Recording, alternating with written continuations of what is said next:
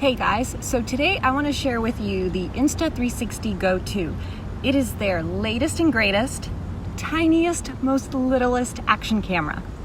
So this little guy comes out and this is all it is. Super little. Click on, it's recording, click off. And you can set all of your modes and everything in here and through your iPhone. So this little guy is my new fun favorite toy. I'll show you why. I've recorded a bunch of video and put this thing all over my bike at different angles, so I'm gonna share that with you today. Now, these mounting points that I'm using aren't just limited to this guy. This is for any 360 camera that I use. I know I get a ton of questions from you guys. How do I get that point of view? So today I'm going to share with you how I get those points of views.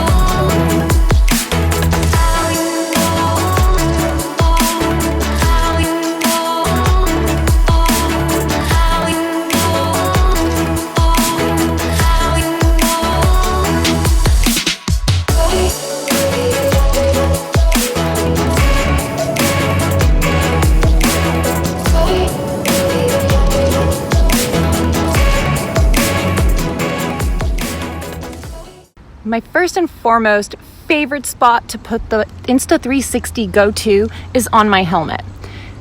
As you can see, it's super tiny.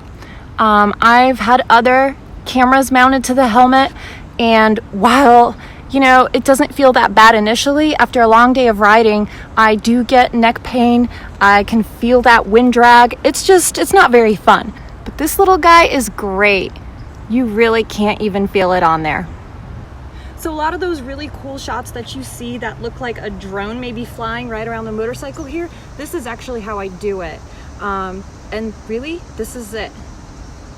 The arm doesn't even need to be very long.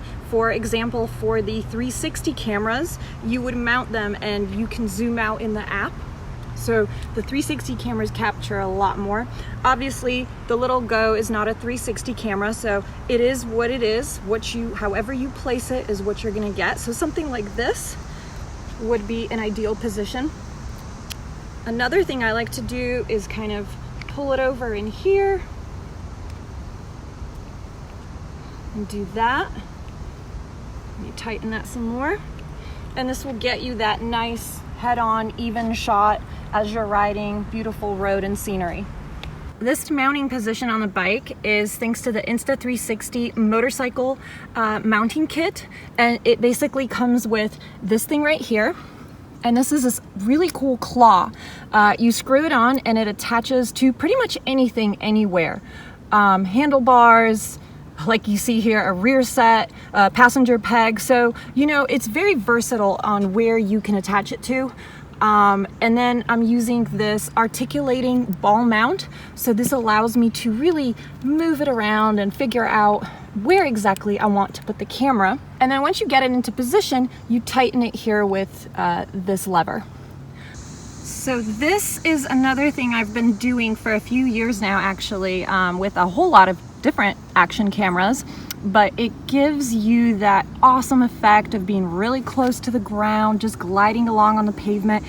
So as you can see here, I have attached a ball mount to my wheel hugger, and that's essentially right there. You can see where the bolt is, and just a shorter arm. And there you go, the little Go cam. Again, you can do this with any camera, but the Go for sure is just tiny and light. It's not gonna get in your way. Just make sure that this is nice and tight. You don't want any of this coming off and hitting your wheel, obviously. That would be very detrimental.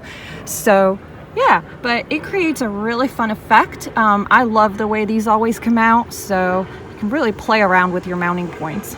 All right, guys, well, thanks for tuning in. As you can see, there's endless possibilities. I mean, play around on your bike, see what you can attach these mounts to. They're really versatile. I've been using them for several years now, and I love them. And that's how I get my really fun footage. So thanks for tuning in.